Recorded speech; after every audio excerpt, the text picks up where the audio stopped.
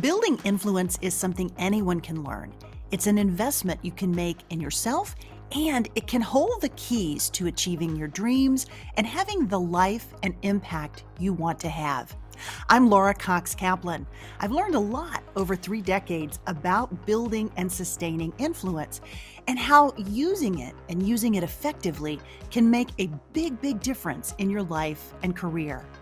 Here on She Said podcast, we're digging into the different dimensions that help us build and sustain influence.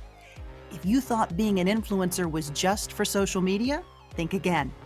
Whether you're starting a business, raising money for a cause, negotiating a promotion, running your household, or trying to connect with those who don't share your views, understanding and using the different dimensions of influence will increase your chances of success, whatever your goals may be. Listening to She Said podcast is a smart, efficient investment you can make in you. I'm really glad you're here, and I'm excited we're on this journey together. Hey friend, welcome. I'm so happy that you're here. If you're joining us for the first time, welcome to you. I am really happy that you're investing some time in yourself and that you've decided to spend some of that time here with me. This week, we are continuing our special collaboration series with the Southern Sea.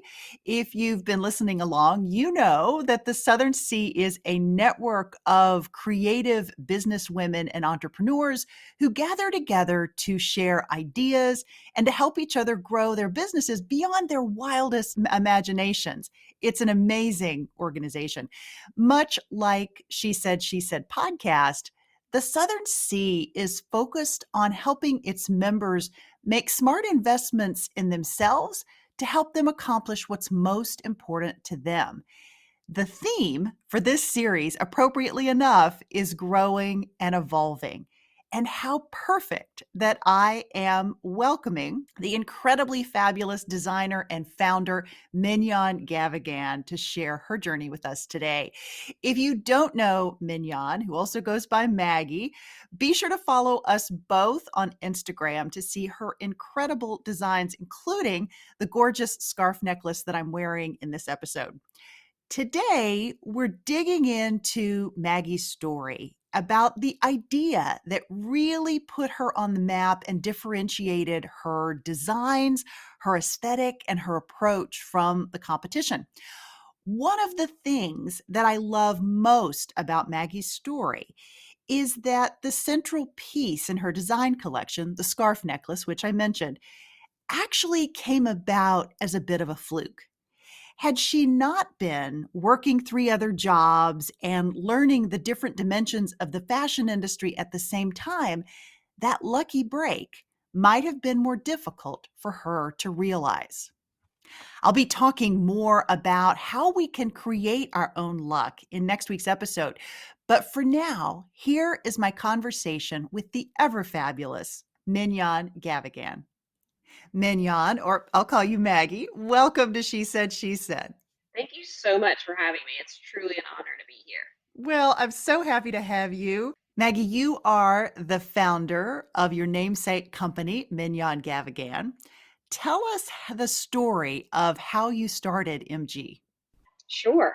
I'm originally from North Carolina, went to UNC, and then ended up doing my last semester at the Sorbonne in Paris.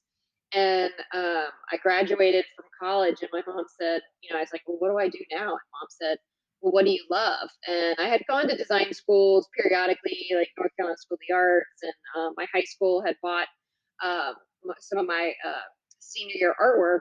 But as I was coming up through high school, I was always changing, cutting my clothes open. I was stealing my dad's old jeans and cutting them up and, re-sewing them so they fit me better, but it had the great wash that he had, from years of wear.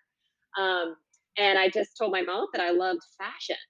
And she was like, okay, well, there's a Parsons right down the street. Why don't you go in and see if you could take some classes or start while I was also an au pair while I was in Paris. So I was going to be there for at least another semester. So I started at Parsons in Paris, and then came to New York and finished Parsons there. And I just started working as a apparel designer. and I had ripped up a vintage gown to drape a runway dress, and there was a piece on the floor, a torn piece on the floor with raw edges, and I picked it up, tied it around my neck with a safety pin, and literally walked home from one side of Soho to the other. And three different people stopped me and were like, "How? Where can I buy that necklace?" And I was kind of like, "What? Shoot, I need help paying my rent. I can make it. Give me your phone number and let me take it. Let me make you one. Give me 4 weeks." So that was the beginning of Mignonne Gavigan. That was back in like 2007. So I started making them for friends, and then eventually I started having trunk shows while I was working as a designer for other people. I was a apparel designer for a while, and then a handbag designer, and then actually a footwear designer for a long time. And all those design posts helped me to understand. I worked at big companies, small companies. They also sent me on loads of inspiration trips. They also sent me to production factories in all over the world. So while I was working for all these other people, I was kind of gaining all this insight that was so helpful into for when I did eventually start MG, Mhm. um, because I knew that when it's one particular piece of advice that I will always take with me. The president of Nine West, I was designing shoes, and I was designing these elaborate shoes, all these things, funky things, and he was like, "Mignon, we need a basic pump." He's like, when you're building your brand and your business, it's built like a layer cake. So what your foundation is built on and what pays all your bills are your core pieces. So we need to start there, and then at the very top of the cake are your editorial pieces that gain attention. Um, I'd love to go back and dig into that just a little bit sure, and have you talk about at what point did you realize that the scarf necklace was going to become a company? Because you were right, at the time working at least one other job, if not correct. maybe a Two. couple of other jobs simultaneously. The fashion business is a tough world to break into. You are Um, right. Talk And about when you realized that this was the moment, and talk about maybe a little bit of the preparation that went into it, funding a sure, business, sort of how sure, you thought about that. Maybe give sure. us that piece of the story. So, well, thank you for asking. Thank you just for being interested in the first place. But Well, the I love the product, as I said before, and I don't want to be too much of a fangirl here, but it really is very unique and so wearable. It's easy to wear. You know, have it on with a t-shirt and a jean jacket, jean so I'm jacket looks really dressed down. But you could dress it up, dress it down. great.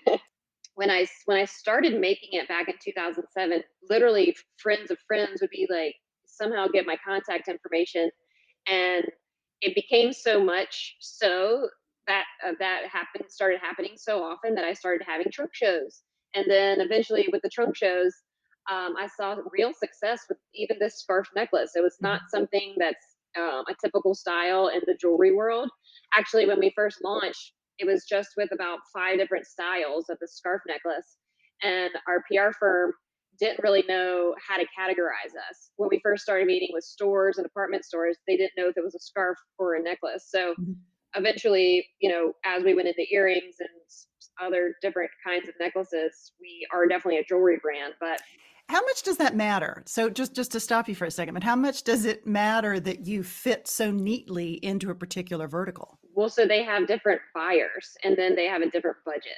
I see. So the scarf budget is different than the jewelry budget. Mhm.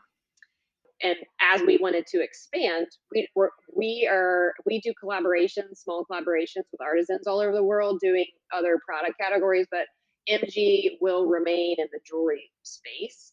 We feel like that's really important to our growth and our future. But with the success of this scarf necklace, it was fantastic. And so eventually, I was working as a footwear designer at that point, and I was a waitress. But you got to do everything you can to survive. But making things brings me so much joy. And actually, I've found that people bring me so much joy as well. And providing happiness to people brings me so much happiness. So, our first year, I decided to leave the footwear industry. Let's go ahead and give this a ring. I felt like I had given it at least enough time, and it had been successful enough in its own small right where I hadn't been giving it my 100% to show me that there is interest for this thing. Mhm.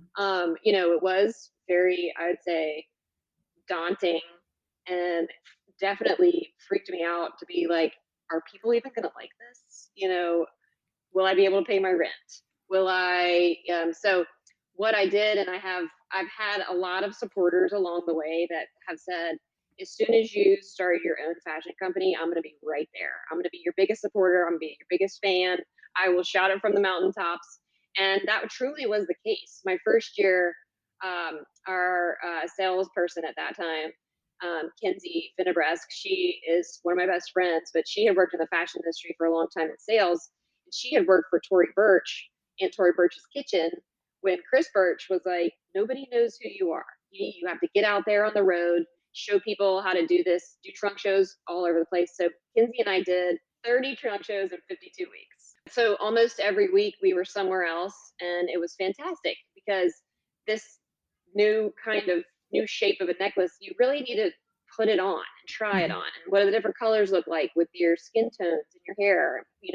How do you like to dress? Some of the necklaces are much more, flamboyant than or loud, and some are much more muted and neutral. And so um, it was a wonderful way to start the company because so much of our success is built on repeat customers. Mm. And it's truly people that I may have met in person 8 years ago when we first started this company, or maybe I met them 2 years ago, or because, as I said before, meeting people and showing them how to wear something and showing them that you don't have to just wear like a plain slip dress with this scarf necklace. You can, as you're wearing it, wear it with a Mhm. t-shirt and a jean jacket, or kind of whatever you're wearing that day. You can dress it up, you can dress it down. It also covers a broad spectrum of our customer base.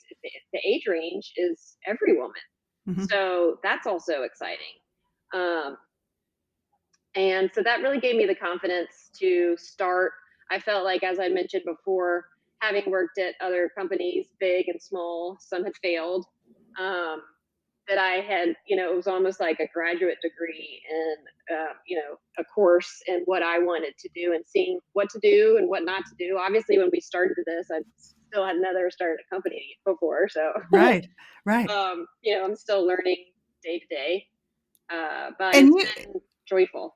yeah, you, as I apologize for interrupting you. You, as I recall, studied political science for your Yes. undergraduate degree, which I find, I mean, I think that's incredibly valuable, but it's an interesting Very set different. of, it's an interesting background.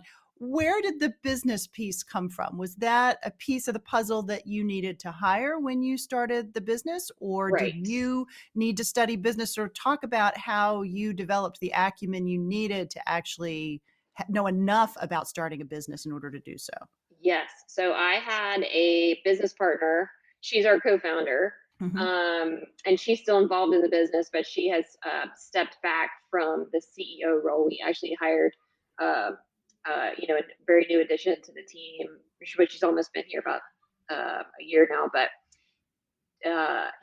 my Lane, my former CEO, was integral in building this company. She had a finance background, so obviously the finances were something she was great at. But she also learned she could learn and Google anything and figure it out. So she became our ops person. She was our finance person. She was our figured out, and she was our shipping person and our production person at one point.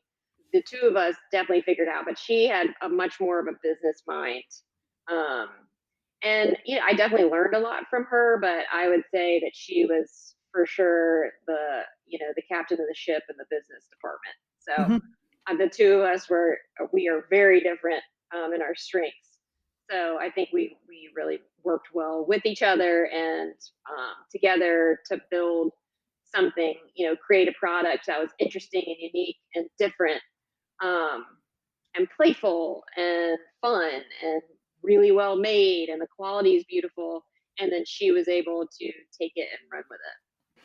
How much of the effort behind the design creation is really you versus a team effort at this point? Because I know as brands get started, as designers get started, the initial designs really belong to the designer, but ultimately you evolve, you grow the business, you expand into these other products and things like that. And so you need a broader team. Talk about how you stay connected to your original aesthetic, if you will, but also continue to evolve and keep it fresh. I mean, sort of throwing back to this conversation is part of our series of collaborative conversations with the Southern Sea, where we're talking about blooming and growing and evolving in our lives and careers.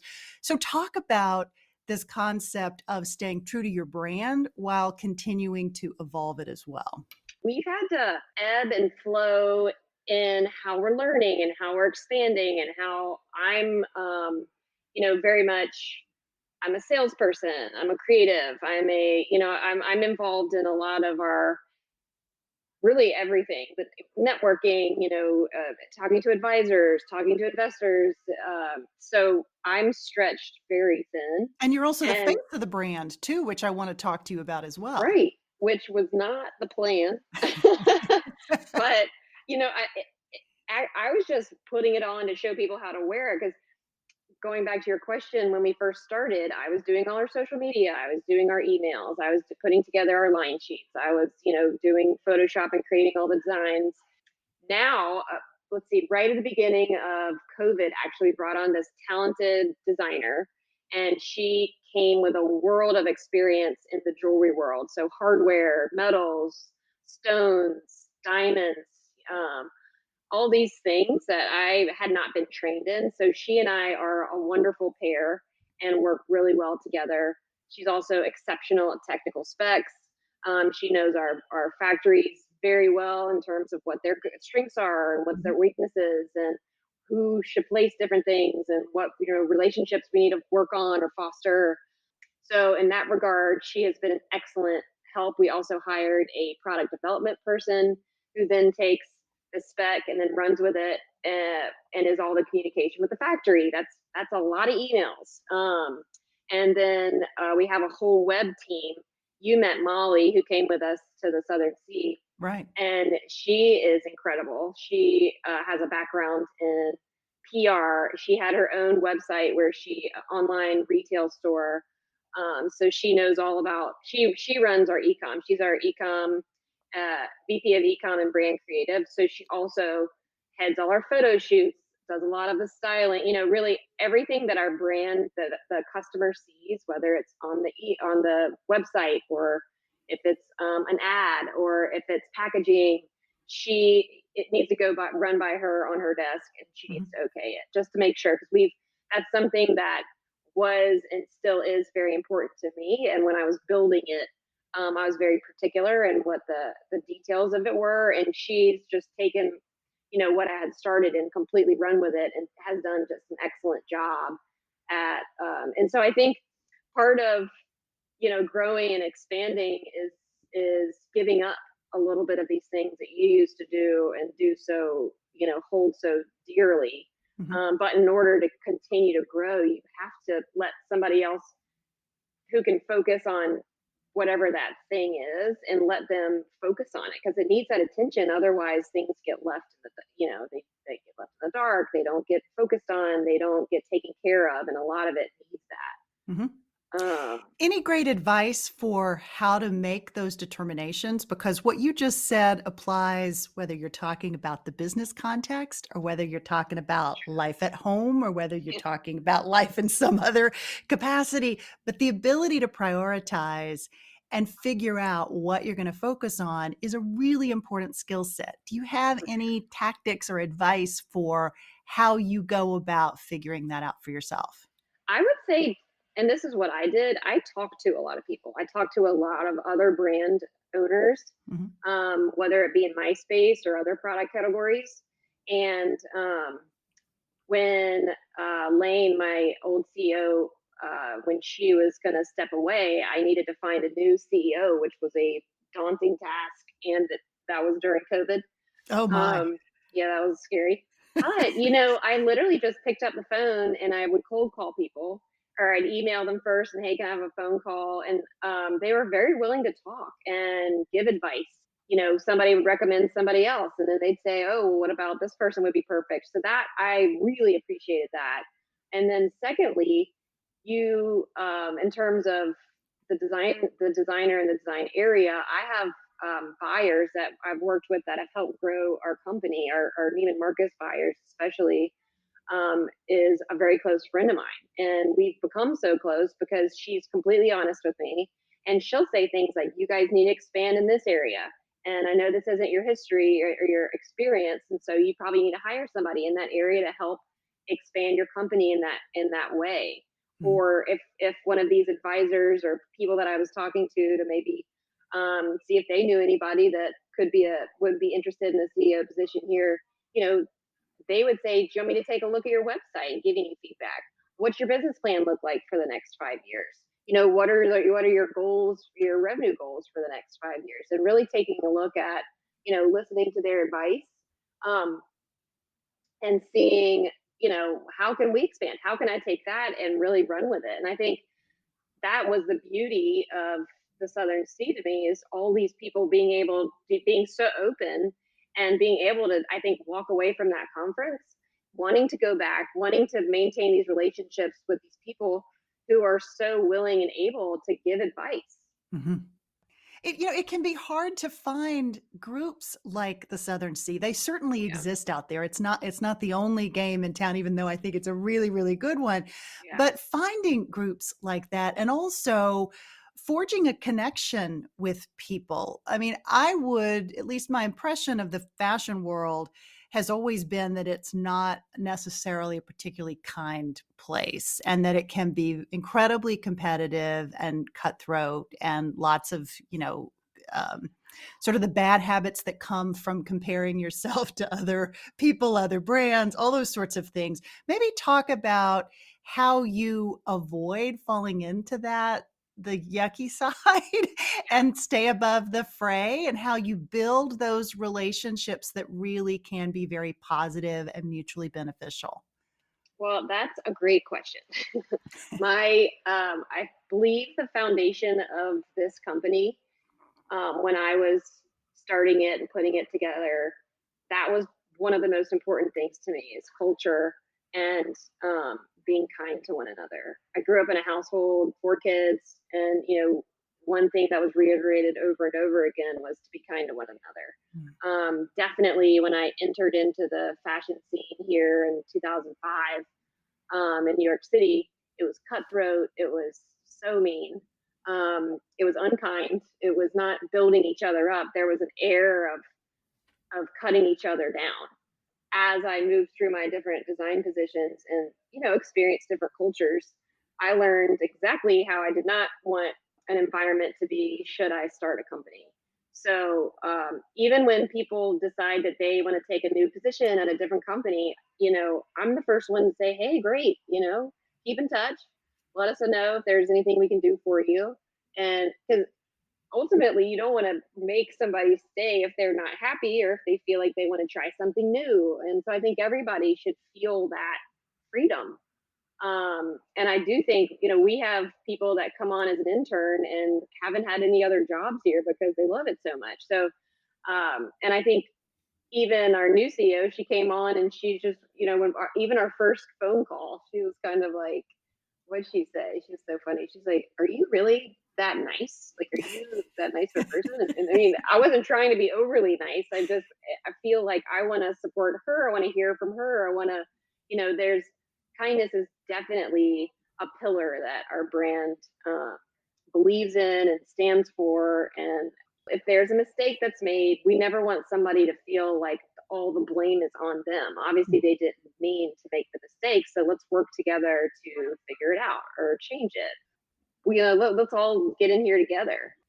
That I appreciate you asking me about that, because that's something that is certainly not um, common, but in the fashion industry. But I do think there has been a wonderful sense of collaboration between female designers that I have felt, especially in New York City and definitely at the Southern Sea, as you're mentioning.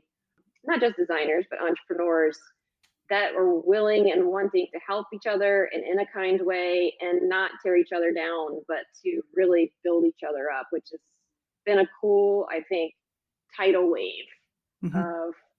of females, especially finding independence and following through with goals and dreams and finding success. Yeah, that's awesome. How do you strike the balance between being incredibly nice, being the type of person and the type of organization that people want to work with, and also not sending the signal that that someone can run over you? Making sure that nice is not the same thing as not being tough. Correct. I talked to Leela Rose about this in our conversation a couple weeks ago, and she took that on directly. And I'd love for you to address that as well, because nice does not mean that you can't also be tough, but maybe talk about how you articulate that in a way that you strike that balance between being nice but also standing up for yourself. Well, that's another great question, and I'm sure Leela's answer was fantastic. Because she's a perfect example of being ferocious in her passion and what she does, and she's hilarious. She's so talented.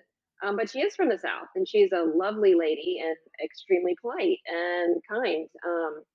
The way that I think I deal with that is from my core, I know what my morals are and what I'm going to put up with. I have three brothers. And so, growing up and holding my own was something that I think growing up in the household that I did, I always was having to do that. So, seeing what the fashion industry was and seeing that I wanted kindness to be a part of our brand um, was separate from being run over. I have learned, and I think it's part of growing up, that I thrive with dominant personalities because I feel like they help me grow. But I Mm. also have been able to separate myself and really stand on my own 2 feet and speak up when I know something's wrong, or if something doesn't feel good, or if I feel like maybe I'm being taken advantage of. I just go ahead and call it out right then. I mean, honesty is the second most, well, not second most, but kindness and honesty need to go hand in hand, and honesty is calling something out for what it is. So, of course, we want to promote kindness here, but it doesn't happen all the time. And if we do run into a situation where um, something isn't as we would hope it to be, it is addressed, and it's addressed right then in a way that's matter of fact and neutral, but that's dealt with immediately and um, I think in a professional way. Yeah. Yeah, I love that. I think it's so important because I think oftentimes as women, and this is not unique to the fashion industry at all, I think it can be hard to strike that balance and feel like if I'm too nice, and especially in male dominated environments, if I'm too nice, then I won't be Mhm. taken seriously. And Right. so getting that balance right where you can be nice and you can also be tough at the same time, I think is really an important message to always deliver.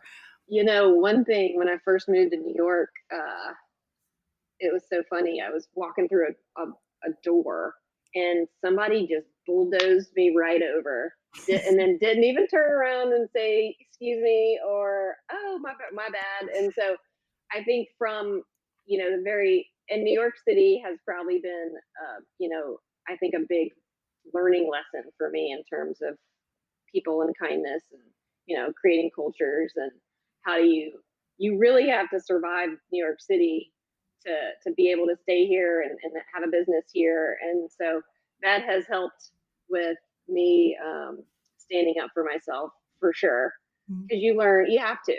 And I think from what you're saying, and women in other industries as well as this one, um, if you don't stand up for yourself, nobody will. So I think that's one of the first things to learn about if you're going to start your own business. Get yourself out there. Mhm. Be persistent.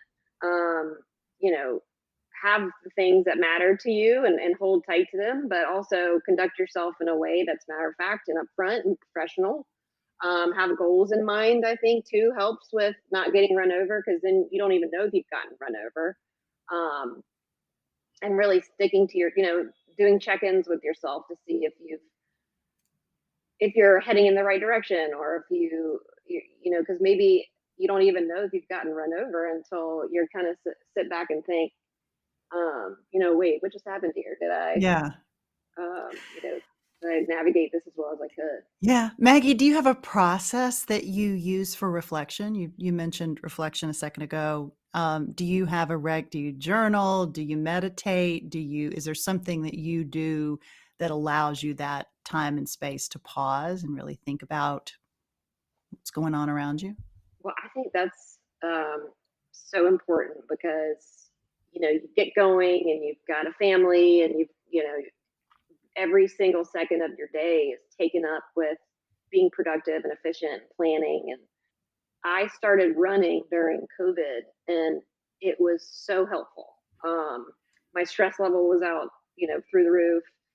I didn't know, sitting still and just if I kept working, I eventually was going to combust. So I started running, and I'd put my earbuds in and just turn the music up really loud. I wasn't even necessarily listening to the words, but just so that I couldn't hear myself breathing. And I think the motion and the exertion that I was able to give my body, it relieved the stress. It also gave me the ability to come give myself clarity on issues that I was confused about or wasn't able to see how to deal with. And I still run today. I don't run as often as I used to, but whenever I can, I definitely get out there and know that I need to do it for my head. Um, and as long as my knees will take me, I hope to continue. Maybe it'll need to turn into something else eventually, but I was doing yoga for a little bit for meditation, but then I hurt myself. So I turned 40 this year, everything just flies out the door. Oh, it gets worse. I hate to tell you. We won't go there today, though. That'll be for another day. I love it. I'd love to hear about it. Exactly. Oh, well, maybe not. So COVID obviously was incredibly stressful for everybody for different reasons, but maybe talk about your experience and anything that you took from the experience that helped you plan for the business going forward. Anything that really changed significantly, maybe for the better, as a result of the pandemic. I think I grew personally so much in terms of dealing with huge problems. Things that I felt were out of my control, but I needed to figure out a way to control them. So literally feeling like the world was ending and that I was on a sinking ship, and then putting just one foot forward, one day at a time, and just making a list and tackling that list and just chipping away at these huge problems.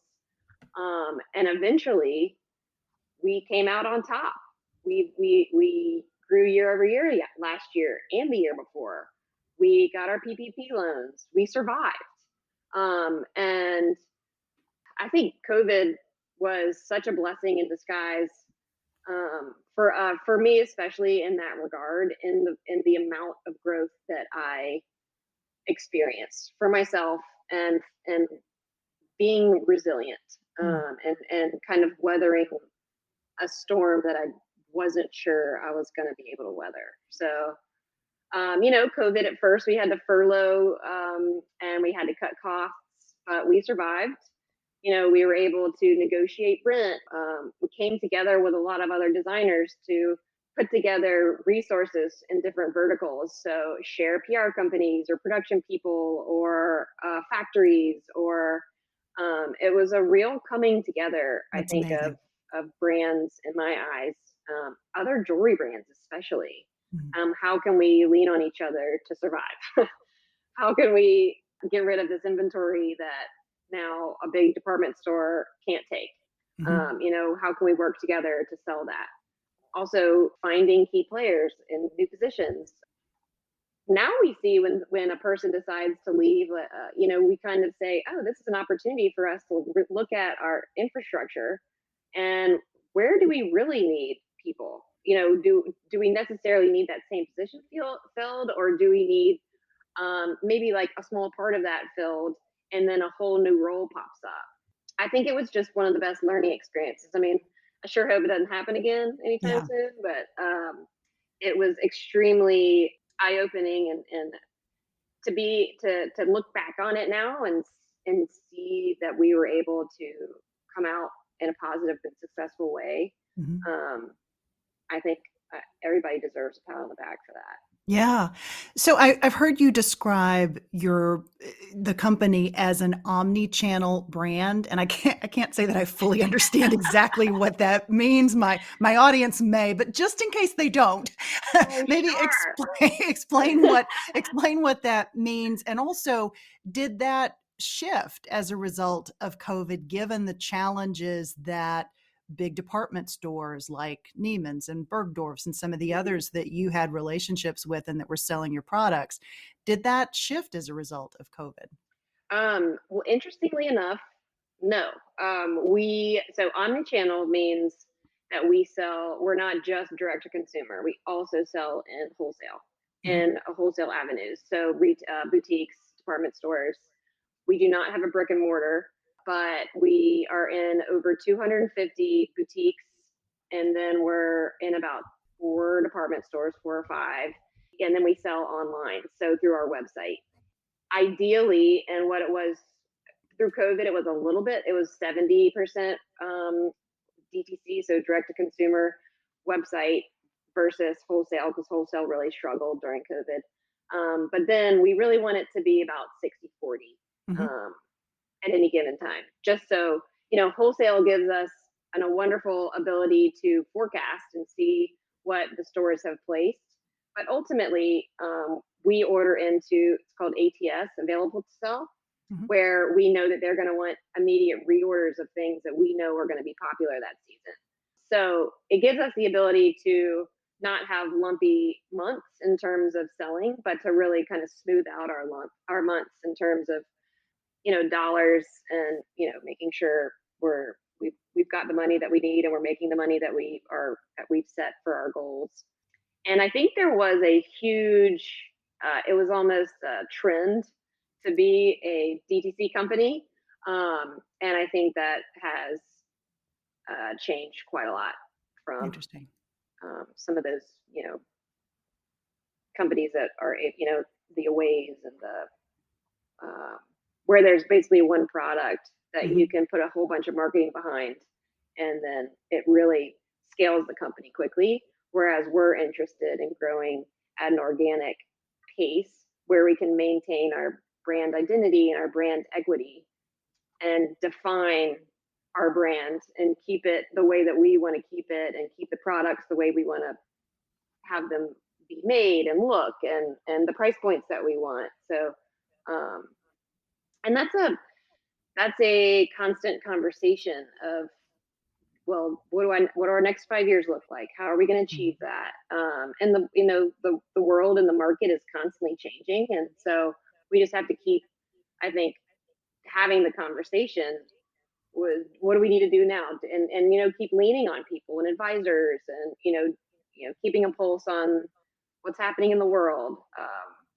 So Clearly it's not a one and done kind of thing. It's something that you're right, constantly revisiting and looking at and retooling and thinking right, about how your customer is reacting to the product, and how the businesses that you're working with are, how their customers are reacting to the for product. So sure. it's a constantly evolving thing.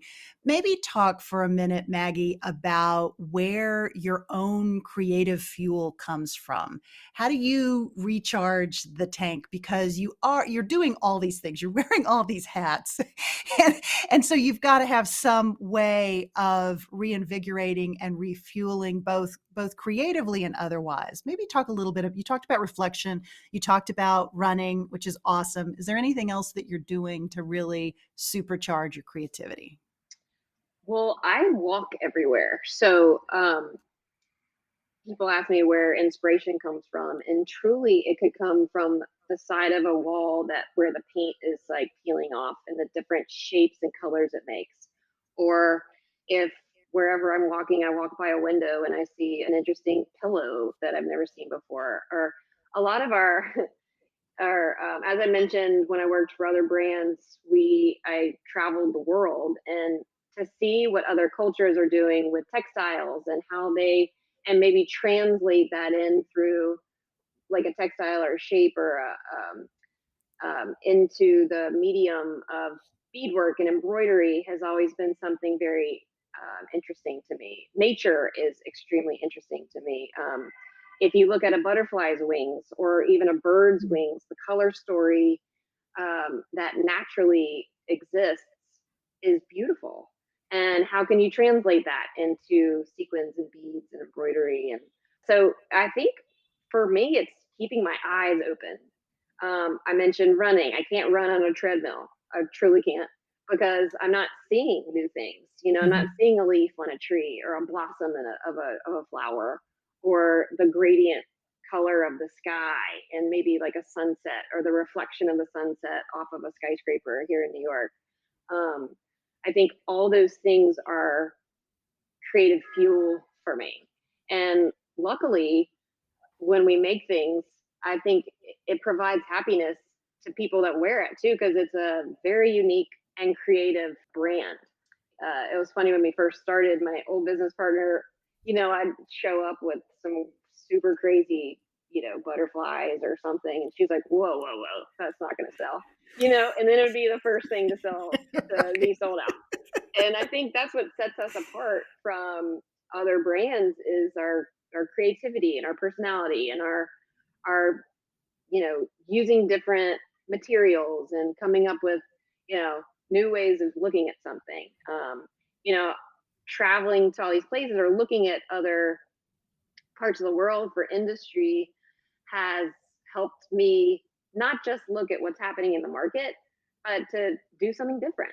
And how Mhm. can we translate something different? Obviously, we want to look at trends and what's happening, you know, reassort our product base, you know, size of the earrings. Are people into more dainty earrings now or bigger earrings?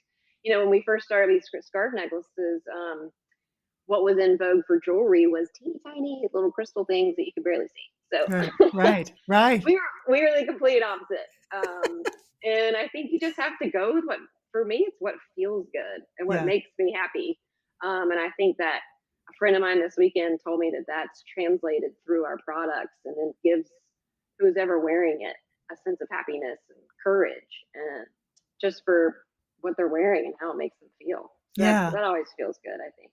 Yeah, you touched on this earlier in our conversation, but you became essentially the default image of the brand to a large degree. Maybe talk about how that evolved, and also maybe how that helps you connect with your customer more directly. Sure. Well, so back in the day when I was doing all of our social media too and our Instagram, I needed to show people how to wear it because it was a new beast. We talked about that. And so I would do lay down outfits and, you know, shoot it out of my window. It's, you know, this one particular time of the day when I knew the light was going to be great. But then I'd go up to the roof and take some pictures of myself wearing it. How would I wear it? And what would I wear it with?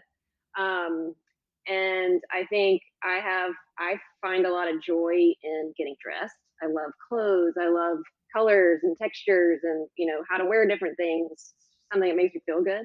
And I believe that I wear our pieces in a way that people wouldn't think to wear them, and I think Mhm. it's helpful to our customers to kind of see, oh, and then you know maybe they can figure out an outfit like that out of their closet. So, you know, by default, I would be on our Instagram and be, and because it's jewelry, you know, my head would be in it. If it was, you know, sweaters or pants or something, you wouldn't necessarily see my head or my face. And then once we started doing Google ads, Facebook ads, then to see which imagery performs the best, it was by far and away the images that I was in. And I do believe it's that connection with the customers that I was able to achieve from the very beginning and continue to do as we do these in-person either selling events or like the Southern Sea and meeting all these new people and touching all of whatever wherever they're from and learning more about them and what they want to see or maybe what they gravitate towards. So I think listening to your customer is really important. And so, yes, by default, I in the face. But it's also we needed a name for the brand, and my you asked about my name. My godmother, her name is Mignonne, and she and my mother were Pan Am stewardesses together, and That's they're great. best friends. So her name's Mignonne LaChapelle. She's from New Orleans, and that's who I'm named after. I love that. I love Yeah. that. That's amazing. If we could just touch for a second on one of the topics that is core to this podcast is around influence, building it and sustaining it. And we talked a little bit about the importance of being a nice person to work with, being tough, but being nice at the same time.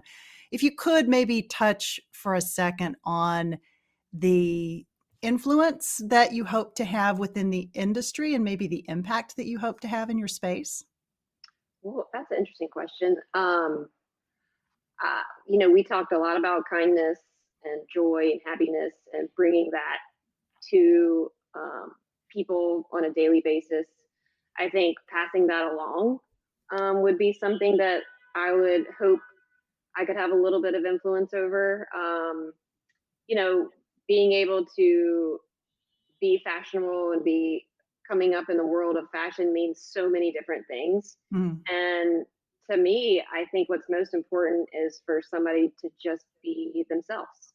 And so, however that looks and however that feels, I hope that that's something that I've learned. And I hope that um, an influence that I have is to help propel that onto people that maybe that's not how they feel currently, but that to feel confidence in themselves in whatever version of themselves they are. I think that's so important. I think too that what we've talked about also is leaning on each other and being open and honest with each other and helping each other out. I think that is something that as a female can sometimes not be what's actually happening. And so if we can help that be what's happening, I would love to have influence over that as well. So maybe those big things would be cool to see. I love that. I absolutely love that. I ran across something that I thought was so interesting just recently. We know that there's value in asking other people for help, right? And Right. an obvious thing is that you're getting help. But one thing that's maybe a little less obvious is that by asking someone for help, you're also validating that person's expertise and their opinion, and you're making them feel good about sharing what they know with you, which I think is so beautiful. And it's a term that's called the Ben Franklin effect. And it was the Oh, way that Ben Franklin would connect with people who had potentially a very different point of view about whatever it was that they were talking about. But I thought that was so beautiful, I love that. in that, you get the help, but it's really about validating this other person, which I thought was so lovely. One final question before I Okay, let you great. go. Maybe a single piece of advice for a younger Mignonne Gavigan, maybe something you wish you had known when you were just starting out. Maybe it's a life hack or a mantra, something that you tell yourself. Share one final piece of advice with us. Well, I would say, people will say, can you believe that, MG is where it is? And to be honest, when you're in it, the day to day, you don't see where it was and where it's gotten to necessarily. And I think the days where you're kind of like, am I making is this working? Is this worth it? Is it am I should I switch gears? Are we being successful? Is this gonna be, where I want it to be? And I think just sticking with it. I think just surround yourself with good people and smart people that can help guide you. And you know, none of us know exactly how to do this or exactly how to take the next steps, but to be willing to listen to people and be open and honest, but to really just stick with it. If you find that you know, are making something that's interesting, or that you've found a path that's interesting to you, and you're having success with it, then I would say for sure follow it. My parents they're wonderful people back in the day when I was very lost and what do I do? What do I do? You know, my dad was like, do whatever you want, but you're gonna have to pay for yourself. And my mom said, she was a lawyer, and she was like, do something that makes you feel good, that brings you joy. Um, and I think both of those pieces of advice have helped me just keep taking those one step at a time. Yeah, I love that. That's beautiful. Thank you so much. This was such a joy. So much. I This loved was it. awesome. Friend, thanks so much for listening today. To learn a bit more about Mignonne Gavigan, be sure to check out the show notes for this episode, episode 185. You'll find links to Mignonne Gavigan as well as the Southern Sea. As you know, this conversation is part of our continuing collaboration series with the Southern Sea. I've included a link to the Southern Sea in the show notes as well. As always, friend, I am so grateful to have you here, and I hope you found this investment of your time worthwhile. I'll see you again next week. Take care. She Said podcast is produced weekly by She Said Media.